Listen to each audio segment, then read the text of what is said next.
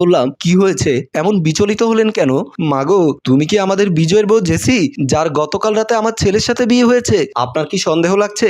না, সেটা না, কিন্তু তুমি নতুন বউ। শ্বশুর বাড়িতে প্রথম দিনই এসে ড্রয়িং রুমে সোফার উপরে বসে টি টেবিলে পা টেনে দিয়ে যেভাবে সিগারেট ফুঁকছো, তাতে তো মনে হচ্ছে তুমি মরে ভূত হয়েছো। নাকি আমি মরে ভূত হয়েছি বুঝতে পারছি না। এখানে কেউ মরে ভূত হয়নি, তবে আমার কথা না শুনলে আমি তাকে মেরে ভূত করে ছাড়বো। আপনি এমন সাত সকালে কোথায় যাচ্ছেন? আমতা আমতা গলায় আমার শাশুড়ি বলল, প্রস্রাবের চাপ পেয়েছে তাই একটু বাথরুমে যাচ্ছি। ওখানে আমার গোসলের কাপড়গুলো রাখা আছে, আক্কেল করে ওগুলো ধুয়ে দিয়ে বেলকুনিতে শুকাতে দেবেন। তুমি এসব কি বলছো বৌমা? আমি তোমার শাশুড়ি, আপনাকে তো আমি সতীন ভাবছি না, শাশুড়ি ভাবছি বলেই এত কথা বলছি। না হলে তো ঘাড় চেপে ধরে কাপড় কাচার জন্য বাথরুমে ঢুকিয়ে দিতাম। আমার এমন কথা শুনে আমার শাশুড়ি বাথরুমের দিকে না গিয়ে আবারও নিজের রুমের দিকে চলে যাচ্ছিল। আমি একটা ধমক দিয়ে বললাম, কি ব্যাপার, প্রস্রাব করতে না গিয়ে ওইদিকে কই যাচ্ছেন? আমার প্রস্রাবের চাপ কেটে গেছে বলেই উনি দৌড় দিয়ে নিজের রুমে ঢুকে গেলেন। রুমে এসে আমার ঘুমন্ত শ্বশুরের উপর গিয়ে পড়ল। কি ব্যাপার, তুমি এমন সাত সকালে হঠাৎ করে আমার গায়ের উপর এসে পড়লে কেন? দুনিয়ার মুসিবত সব আমার মাথার উপর এসে পড়েছে, তাই আমি তোমার গায়ের উপর পড়েছি। মানে কি? মানে কি নিজের চোখে দেখবে, এসো বলেই আমার শ্বশুরকে ঘাট থেকে নামিয়ে টানতে টানতে ড্রয়িং রুমের দিকে নিয়ে আসলেন। আমার শ্বশুরকে নিয়ে যখন আমার শাশুড়ি ড্রয়িং রুমে আসলেন, তখন আমি আগের ভঙ্গিতে সোফায় বসে টি টেবিলের উপরে পা রেখে সিগারেট টানছিলাম। আমার শ্বশুর যেন শস্যের মধ্যে ভূত দেখলেন। আমি উনার দিকে তাকিয়ে বললাম, কি দেখছেন এমন করে? তুমি মানে আপনি কি আমাদের বৌমা?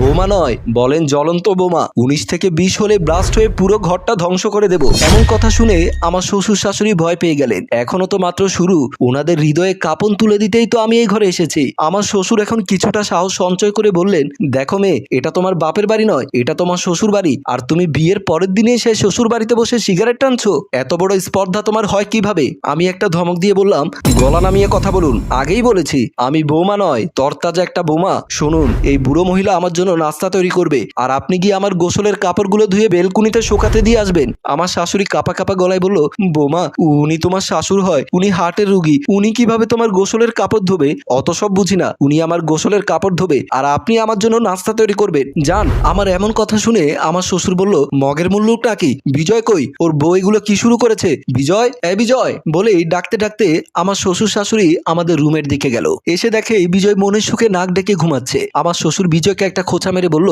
এই হারামজাদা, কোন মেয়েকে ধরে নিয়ে আসলি? সে তো এখন ড্রয়িং রুমে বসে বসে সিগারেট ফুঁকছে, আর তোর মা আর আমাকে বলছে ঘরের কাজ করতে। বিজয় শোয়া থেকে উঠে চোখ কসলাতে কসলাতে বলল, এসব কি বলছো বাবা? তোমার কি মাথা ঠিক আছে? পাশে দাঁড়ানো আমার শাশুড়ি বলল, তোর বাবা আর আমার মাথা ঠিক ছিল, কিন্তু তোর বউয়ের এমন কার্যকলাপ দেখে আমাদের মাথা ঘুরে গেছে। তুই আয় আমাদের সাথে, দেখ তোর বউয়ের অপকর্ম। বলেই বিজয়কে খাট থেকে নামিয়ে ড্রয়িং রুমে থেকে নিয়ে আসলেন। বিজয়কে আসতে দেখে আমি সিগারেটের শেষ টানটা দিয়ে সিগারেটটা ময়লার পাতিলে ফেলে দিলাম। আমাকে